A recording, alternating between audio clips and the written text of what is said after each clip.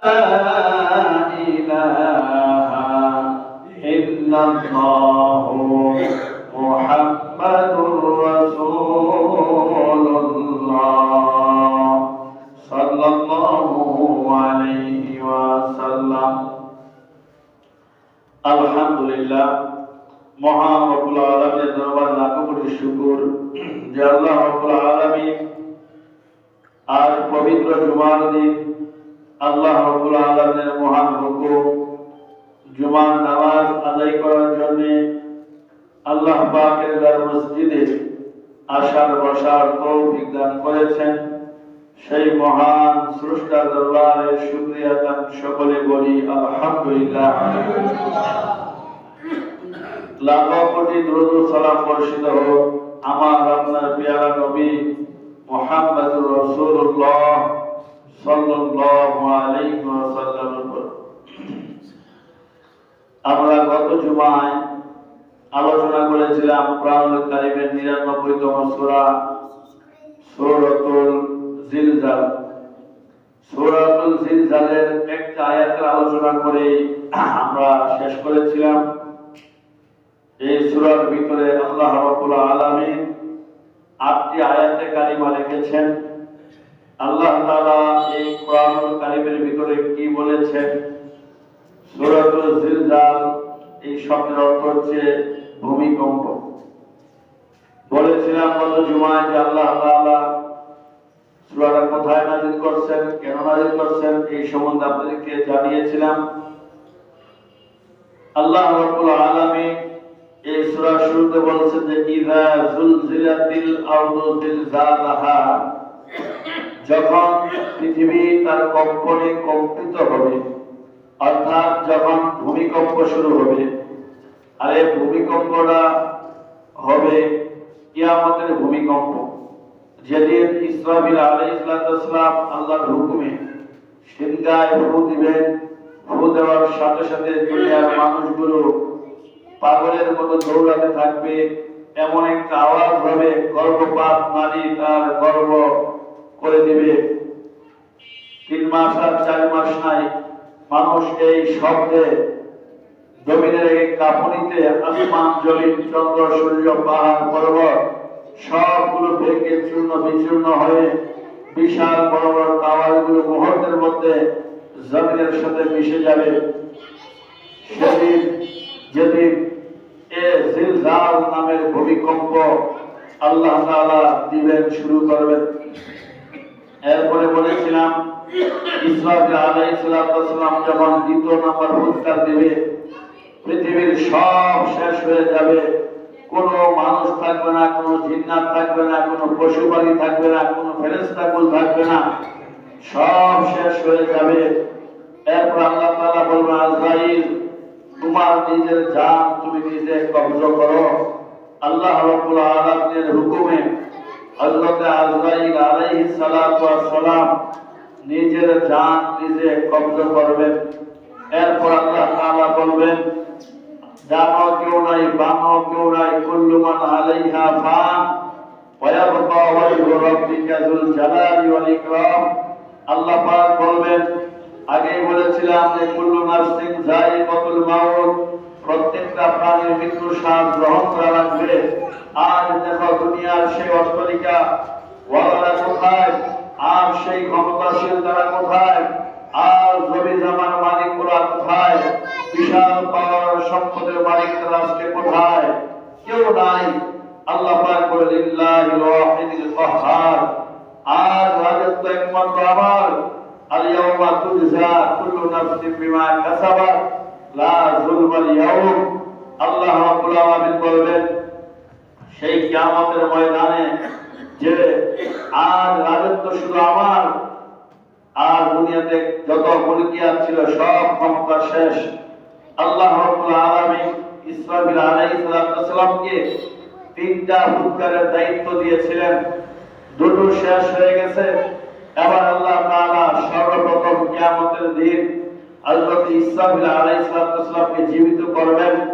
করার পর আল্লাহ পাক বলেন ইসরাফিল 3টা হুঙ্কারের দায়িত্ব দিয়েছিলাম, 2টি হুঙ্কার তুমি দিয়েছো, এক ফুৎকারে গোটা দুনিয়ায় ভূমিকম্পের মাধ্যমে সব লন্ড ভন্ড করেছ, আরেকটা ফুৎকারের মাধ্যমে সব প্রাণীর জান শেষ হয়ে গেছে।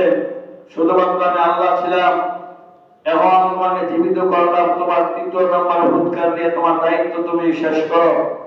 ইসরাফিল আলাইহিস সালাম আল্লাহর হুকুমে এমন জোরে সিংহায় ফুৎকার মারবে, যেই ফুৎকারের মাধ্যমে সব মানুষগুলো কবর থেকে ওঠা আরম্ভ করবে, দৌড়াতে থাকবে। হায় হায়, কি হলো?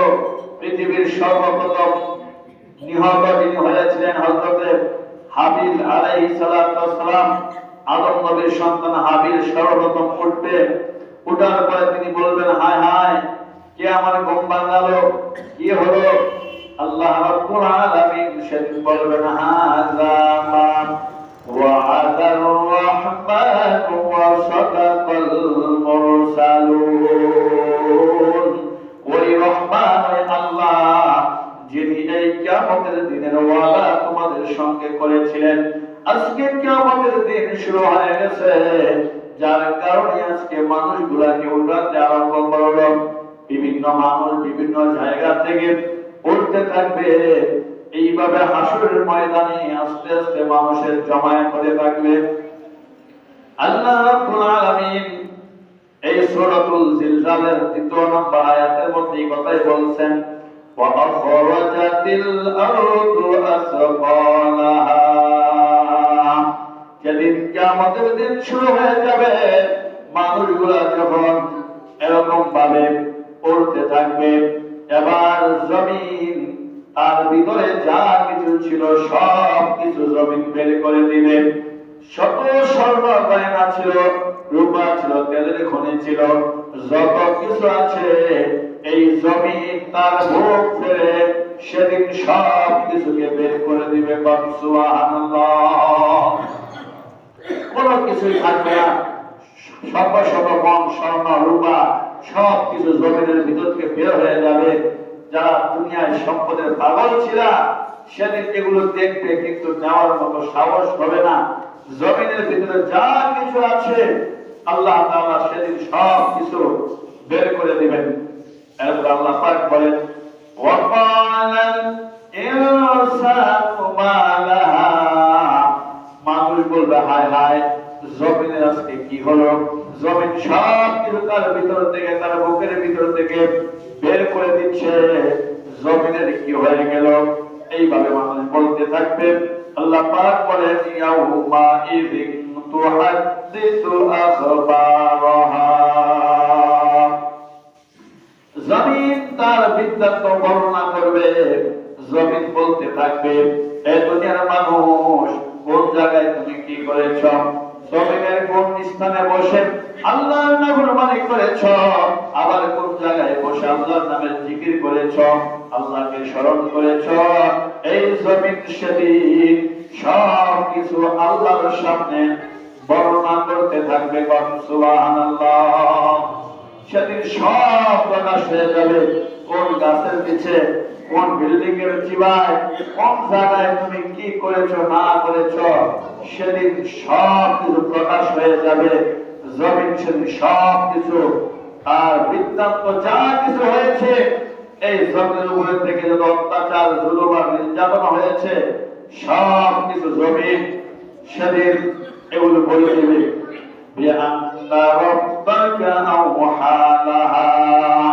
জমিন বলবে, কারণ হলো তার রব তাকে আদেশ করবে। সুবহানাল্লাহ। জমিন যে সবকিছু তার ভিতর থেকে বের করে দিবে, কোথায় কি হয়েছে সবকিছু বলে দিবে। এমনিতেই বলবে না, একজনে হুকুম করবেন। তিনি কে? আল্লাহ তাআলা। আল্লাহ পাকের হুকুমে এই জমিন সব কিছু সেদিন প্রকাশ করে দিবে, কোথায় কি করেছে না করেছে। আমার ভাইরা, এরপর আল্লাহ রাব্বুল আলামিন কোরআনুল কারীমের ভিতরে বলেন, ইয়াউমা ইযি ইয়াসদুরুন নাসু আশকা কাল্লিউরাউ আমালাহুম। সেদিন মানুষ বিভিন্ন ভাবে বিক্ষিপ্ত অবস্থায় দলে দলে মানুষ উঠতে থাকবে। বিভিন্ন দলে মানুষ সেদিন উঠতে থাকবে। আরে সেদিন আল্লাহ পাক বলবে ওয়ামতাজুল ইয়াউমা আইয়ুহাল মুজরিমুন। আল্লাহ পাক বলবেন জাহান্নামীরা আলাদা হয়ে যাও, জান্নাতীরা আলাদা হয়ে যাও। আল্লাহ পাকের পক্ষ থেকে যখন আদেশ হয়ে যাবে, আর জাহান্নামীরা একসাথে হয়ে যাবে, আর জান্নাতীরা আরেক কাতার হয়ে যাবে। কিন্তু জাহান্নামীরা চাবে ওই জান্নাতীদের গাদির মধ্যে ঢোকার জন্য, বাঁচার জন্য, কিন্তু সেদিন বাঁচার কোনো উপায় থাকবে না। আল্লাহ পাক কোরআনের মধ্যে বলেন ইয়াফুল মুজরিমুনা বিসিফাহুম ফায়ুখাযু বিন-নাওয়াসি ওয়াল আকদাম। জমিনের মধ্যে যেখানে পাপিষ্ঠরা লুকায়িত থাকবে, জান্নাতীদের গাদির মধ্যে এসে লুকাতে থাকবে, আর জমিন ওখান থেকে তারে কিক মেরে ওই পাপিষ্ঠদের কাতারবদ্ধ করায় দিবে। নাউযুবিল্লাহ। সেদিন মানুষ পালাতে চাবে। আল্লাহ পাক বলেন আইনাল মাফার, কোথায় পালাইবা? কাল্লা লা ওয়াজার, বারবার কোনো জায়গা সেদিন থাকবে না। কিয়ামতের ময়দান এমন একটা পরিস্থিতি হয়ে যাবে, সমস্ত আসমান জমিন বন্ধ হয়ে যাবে। 50,000 বছর একটা দিন হবে, তার সময়টা হবে 50,000 বছর। আমার ভাই রাসূল বলেন দুইটা পায়ের পাতা রাখার জন্য যতটুকু জায়গার প্রয়োজন, একজন মানুষ ততটুকু জায়গা পাবে, লড়তেও পারবে না, সরতেও পারবে না। হাসরের ময়দানে মানুষের অর্ধ হাত উপরে থাকবে সূর্য, 12টা সূর্যের মুখ আল্লাহ পাক খুলে দিবেন। এমন ভাবে সূর্য তার তাপকে ব্যবহার করবে, দুনিয়ার সমস্ত নদী খাল বিলের সব পানিগুলো সেদিন শুকায়া জমিন তামায় পরিণত হয়ে যাবে। মানুষ কাঁদতে কাঁদতে, রাসূল বলেন কেউ সাঁতারে কাঁদতে থাকবে, কেউ গলা পর্যন্ত হতে থাকবে, কেউ হাবুডুবু খাবে, আর মানুষের মাথার মগজগুলো ফেটে গরম তরকারির মতো টকবক টকবক করতে থাকবে। চোখের ছিদ্র দিয়ে, নাকের ছিদ্র দিয়ে, বিভিন্ন ছিদ্র দিয়ে এই মগজগুলা বের হতে থাকবে। এমন একটা কঠিন পরিস্থিতি হবে হাসরের ময়দানে। আল্লাহ রাসূল বলেন ওই দিন সমস্ত মানুষগুলা উলঙ্গ অবস্থায় থাকবে। আল্লাহ নবীর বিবি হযরত আয়েশা রাদিয়াল্লাহু তাআলা আনহা বলেন ইয়া রাসূলুল্লাহ, ইয়া হাবিবাল্লাহ, কোটি কোটি মানুষের সামনে আমি আয়েশা ও কিসের বস্ত্রহীন অবস্থায় থাকবো নাকি? আমার শরীরে কি রাসূল কাপড় থাকবে না? আমি কি মানুষের সামনে এইভাবে বস্ত্রহীন থাকবো? আল্লাহ নবী আয়েশা, এখনো তোমার ওই দিন সম্পর্কে ধারণা হয় নাই। আয়েশা রে, 50,000 বছর পর হয়ে যাবে, মানুষ তোমার দিকে তাকাবে তো দূরের কথা, একবার নিচের দিকে তাকায়া নিজের বডিটা দেখানোর পর্যন্ত সময় পাবে না। সুবহানাল্লাহ। আয়েশা শুধু তাই না, হাসরের ময়দানটা এত ভয়াবহ হয়ে যাবে। ইয়াউমা ইয়াফিরুল মারউ মিন আবিহি ওয়া উম্মিহি ওয়া আবিহি ওয়া সাহিবাতিহি ওয়া বানিহি। আল্লাহ পাক বলবে সেদিন বন্ধু বন্ধুর পরিচয় দিবে না, মা সন্তানের পরিচয় দিবে না, সন্তান মা বাবার পরিচয় দিবে না। একটাই মাত্র কারণ, সবাই ইয়া নাফসি ইয়া নাফসি পর্যন্ত বলতে থাকবে। হায় হায় আমার কি হবে, হায় হায় আমার কি হবে, আমার কি হবে। এই ভয়াবহ কঠিন পরিশ্রমের দিন, এমন একটা মহামারীর দিন, যেদিন আল্লাহ পাকের আরশের আজিমের ছায়া ছাড়া ওই মাঠে আর বিকল্প কোনো ছায়া থাকবে না। সুবহানাল্লাহ। আমার ভাইরা, আপনাদের কাছে সূরাতুল জিলজাল থেকে আলোচনা শোনাইতেছিলাম। আল্লাহ রাব্বুল আলামিন সূরাতুল জিলজালের মধ্যে এই কিয়ামতের বর্ণনা তুলে ধরেছেন। এরপর আল্লাহ পাক বলতেছেন বিভিন্ন দলে মানুষ ভাগ হয়ে যাবে, ভাগ হওয়ার পরে সব দল মিলিয়া দুইটা দল থাকবে, ধরে কোন কয়টা? ফারিকুম ফিল জান্নাতি ওয়া ফারিকুম ফিস সাঈর। আল্লাহ পাক বলে একটা জান্নাতীদের দল, আরেকটা হবে জাহান্নামীদের দল। এই দুটা দল ছাড়া আর কোন দল সেদিন থাকবে না। সুবহানাল্লাহ। আল্লাহ পাক বলেন, ইয়াউমাইযি ইয়াসদুরুন নাসু আশতাতা, সেদিন মানুষ বিভিন্ন দলের ভাগ হয়ে উঠতে থাকবে, বিভিন্ন জায়গা থেকে উঠতে থাকবে। লিউরাউ আমালাহুম, আর মানুষ তাদের কৃতকর্মের ফল কি করেছে তা নিজ চোখে সেদিন দেখতে পারবে। কোন সুবহানাল্লাহ। فمن يعمل مثقال ذرة خيرا يره। আল্লাহ পাক বলে, সেদিন তোমার আমলনামা যখন তোমার হাতের মধ্যে দেওয়া হবে, এবং ওই আমলনামার মধ্যে ছোট্ট থেকে ছোট্ট একটা ভালো কাজ দুনিয়াতে করছো, ওই ভালো কাজের সবটা তুমি দেখতে পাইবা। আবার ছোট্ট থেকে ছোট্ট একটা গুনাহ করবা, ওইটাও তোমার আমলনামায় শরীক থাকবে। এই কথা আল্লাহ পাক বলতেছেন, ওয়া মান ইয়ামাল মিসকালা যাররাতিন শাররান ইয়ারা। তুমি ছোট্ট থেকে ছোট্ট একটা গুনাহ করছো, ঠাট্টা করে যদি একটা গালি দিয়েছো, তুমি মনে করছো ঠাট্টা করে গালি দিয়েছি, এইটা বুঝি কোনো গুনাহ হবে না, এই গুনাহটা তুমি কিয়ামতের দিন তোমার আমলনামায় দেখতে পাবে। আবার যখন তুমি রাস্তা দিয়ে যাচ্ছ, একটা কাঁটা পড়ে আছে, তোমার মনের মধ্যে এই চিন্তা আসলো, আহারে কোন মানুষ যদি জুতা ছাড়া হাঁটতে থাকে, এই কাঁটাটা বিঁধলে লোকটার বড় কষ্ট হবে, এই চিন্তা করে ইকরামের নিয়তে তুমি কাঁটা রাস্তা থেকে সরাইয়া দিছ। এই আমলের সওয়াবটাও তুমি ওই আমলনামায় দেখতে পাইবা। সুবহানাল্লাহ। যা করবেন সেদিন আল্লাহ পাক লা যুলমাল ইয়াউম, আজ কারোর উপরে কোনো জুলুম করা হবে না। যে যা করছো, যা দুনিয়ায় থাকতে পাঠাইছো, এগুলো আমি তোমাদের কাছে আবার এগুলো আমি আল্লাহ বুঝায় দিব। সূরাতুল ইনশিরাতের ভিতরে আল্লাহ রাব্বুল আলামিন বলেন, ফাআম্মা মান উতিয়া কিতাবাহু বিয়ামিনিহি। সেদিন আল্লাহ রাব্বুল আলামিন কিছু মানুষের ডান হাতে আমলনামা দেওয়া হবে, যাদের হাতে ডান হাতে আমলনামা দিবে, আল্লাহ পাক বলেন, যেদিন ডান হাতে আমলনামা আসবে সেদিন তারা বুঝতে পারবে আমরা নিশ্চয় জান্নাতি। আল্লাহ পাক বলেন, বিয়ামিনিহি ফাসাওফা ইউহাসাবু হিসাবান ইয়াসীরা ওয়া ইয়ানকালিবু ইলা আহলিহি মাসরুরা। যেদিন ডান হাতে আমল দেওয়া হবে, এই লোকগুলা বুঝতে পারবে যে তারা জান্নাতি, তাদের হিসাবটা আল্লাহ বলছে সহজ করে দেওয়া হবে, আর তারা তাদের আত্মীয় স্বজনকে বুঝতে থাকবে। দুনিয়ায় দেখবেন কেউ যদি খেলাতে পাস হয়, পুরস্কার পায়, অথবা পরীক্ষায় দিয়ে সে ভালো রেজাল্টে পাস করছে, তাড়াতাড়ি করে বন্ধু বান্ধবকে ডাকে, দেখো আমি রেজাল্ট ভালো হয়েছে, পরীক্ষায় পাস করেছি, আনন্দে সে আত্মহারা, কাকে দেখাবে, কোন সময় কার কাছে বলবে।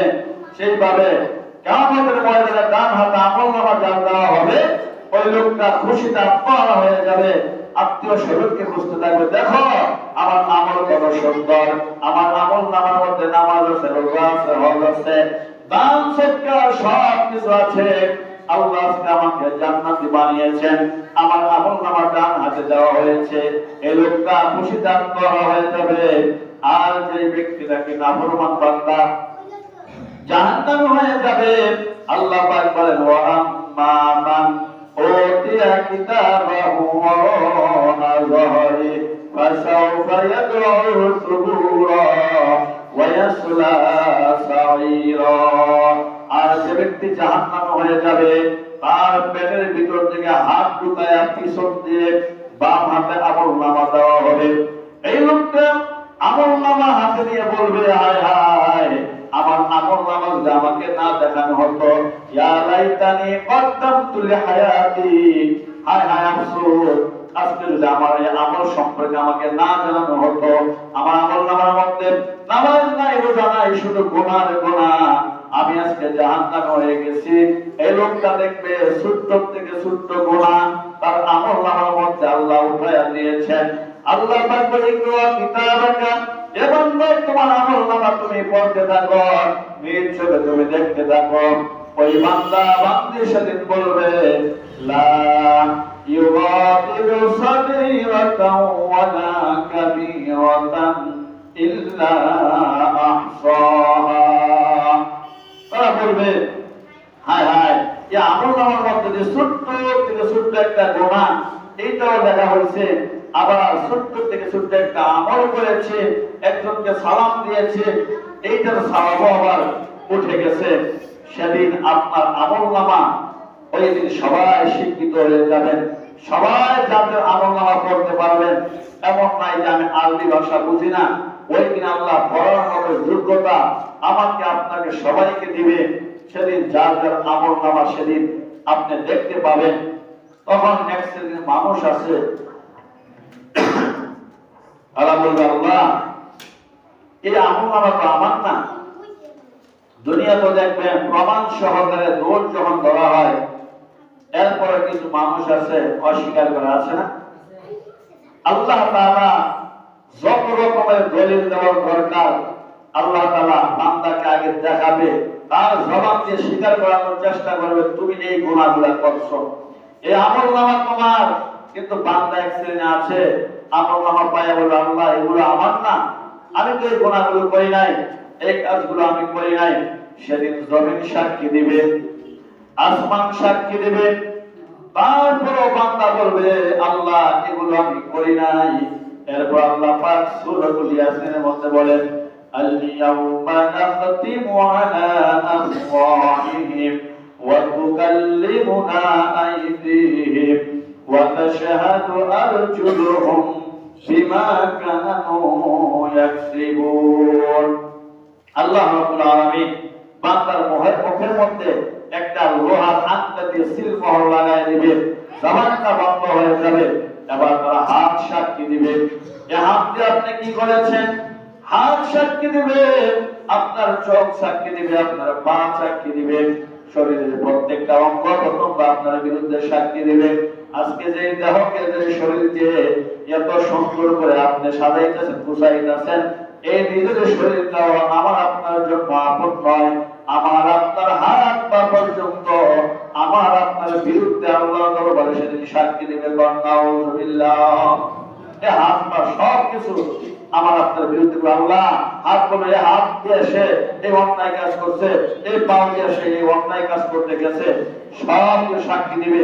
তারপরে বলে আল্লাহ আমার হাত পা আমার বিরুদ্ধে মিথ্যা কথা বলে। এরপর আল্লাহ তাআলা বান্দাকে বোঝানোর জন্য চেষ্টা করবে। দুনিয়াতে দেখবেন একটা ভিডিও করলে এই ভিডিওটা অনেক বছর পরে পর্যন্ত দেখা যায় না? মেমোরি কার্ডের মধ্যে থাকে, অনলাইনে থাকে, সব জায়গায় থাকে। আল্লাহ রাব্বুল আলামিন প্রত্যেকটা মানুষ ভূমিষ্ঠ হওয়ার পরে সাথে সাথে তার দুই কাঁধে দুইটা মেমোরি কার্ড লাগাই দিয়েছেন, যে মেমোরি কার্ডের নাম হচ্ছে ফেরেশতা কিরামান কাতিবিন ইয়ালামুনা মা তাফআলুন। আল্লাহ সূরা ইনফিতরের মধ্যে বলেন এই দুই কাজে দুইটা সম্মানিত ফেরেশতা তোমার জীবনের শুরু থেকে মৃত্যুর আগ পর্যন্ত কি হচ্ছে সব রেকর্ড আল্লাহ তাআলা এরকম আল্লাহর কাছে দিবে। আল্লাহ তাকে দেখাবেন। এরপরে কিছু বান্দা আল্লাহ ফেরেশতারা কিছু বেশি রেখেছে, নাউযুবিল্লাহ। এরপর আল্লাহ তাআলা প্রত্যেকটা গুনার ক্ষেত্রে আল্লাহ তাআলা ফিঙ্গারপ্রিন্ট নেবেন। এই যে বর্তমানে ফিঙ্গারপ্রিন্ট বের হয়েছে, এগুলা কিন্তু এই বেশি বছর হয় না যে এই ফিঙ্গার বের হয়েছে। আল্লাহ তাআলা মানুষের হাতের এই আঙ্গুলের ছাপ এমন ভাবে আল্লাহ বানাইছেন, পৃথিবীর কোন মানুষের একজনের সাথে আরেকজনের আঙ্গুলের ফিঙ্গারপ্রিন্ট মিলে না। ওই দিন কিয়ামতের দিন আল্লাহ তাআলা এরকম ভাবে আপনি জেনে টেস্ট করাবে প্রত্যেকটা গুনার সাথে। দেখো বান্দা, তুমি ভিডিও দেখার পর তোমার গুনাহ তুমি অস্বীকার করছো, এরপর প্রত্যেকটা গুনার সাথে আঙ্গুলের ফিঙ্গারপ্রিন্ট নেবে। সাদ্দামকে যখন নাকি এরকম ভাবে আমেরিকা প্রেসিডেন্ট যখন তারে আক্রমণ করছেন, 3 মাসের জন্য সে পাহাড়ের ভিতরে গিয়ে পলায়া রয়েছে। 3 মাস পরে যখন তাকে পাওয়া গেল, আঙ্গুলের নখ গেছে বড় বড় হইয়া, মোজ গেছে অনেক বড় বড় হইয়া। সে মানুষ বলতেছে এটা তো মনে কোনো বম মানুষ, একজনের এটা সাদ্দাম প্রেসিডেন্ট, আবার কেউ বলে না এটা মনে কোনো জঙ্গলি হইতে পারে, মানুষের চেহারা কিন্তু বড় হতে পারে। মানে সে 3 মাসে এমন কিছু হয়ে যাবে তাকে ধরতে পারবে না। এরপরে একজন বলতে তার ফিঙ্গারপ্রিন্ট নাও, তার জেনে টেস্ট করো, এরপরে মিলে যায় যেন সাবধান। এরপরে সে ধরা খাইছে। আমাদের মনে জানে আল্লাহ তাআলা বান্দা যখন অস্বীকার করতে থাকবে, তার ভিডিও রেকর্ড দেখার পর অস্বীকার করবে, আল্লাহ তার প্রত্যেকটা গুনার ফিঙ্গারপ্রিন্ট নেবেন, এরপরে বান্দাকে স্বীকার করাবে। এরপর কিছু মানুষ তার গুনাহকে অস্বীকার করার চেষ্টা করবে।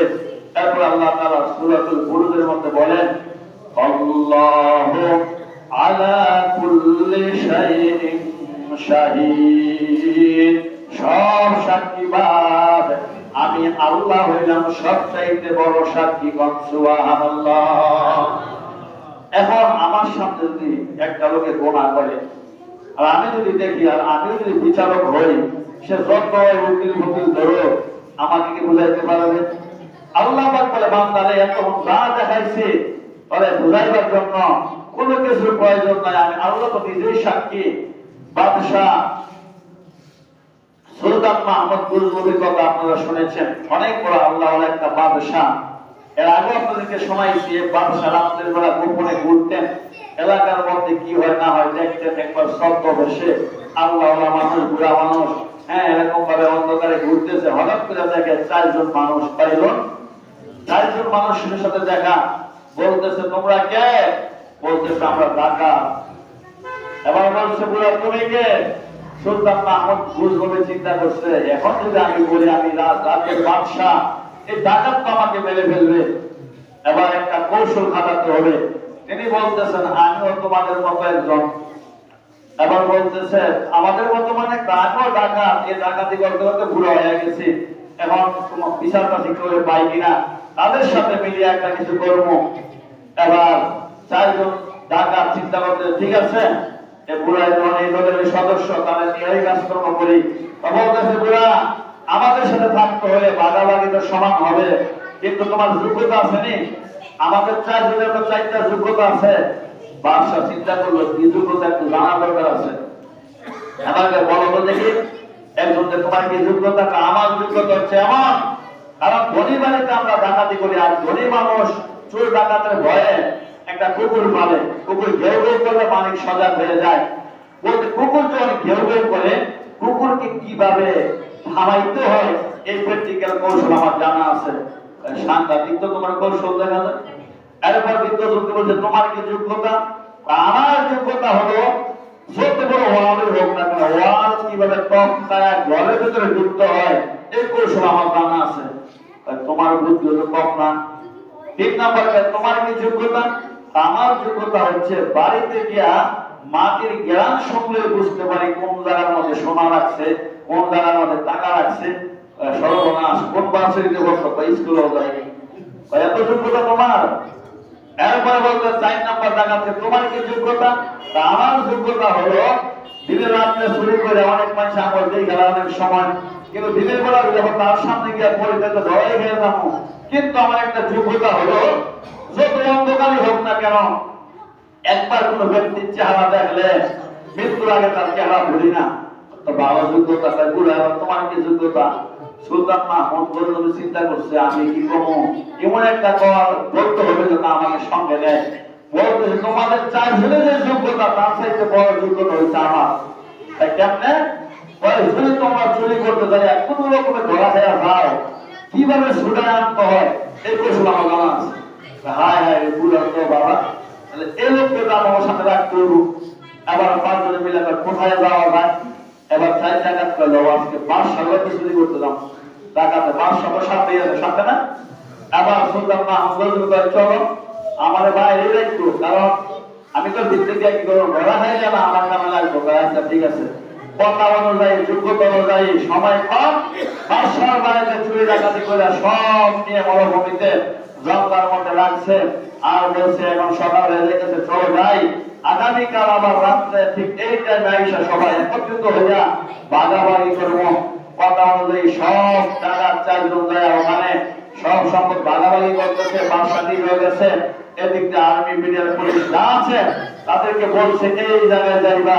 তারা সঙ্গে সঙ্গে গিয়ে সব দিয়ে গ্রেফতার করতে 4 জন নিয়ে যখন আসে, একজন আরেকজন ফিরি বুড়া রান্না করে ছুটাই ভুল, আরে বুড়া দিতে হই না, আরে তো বুড়াকে বলাই গেল নাকি?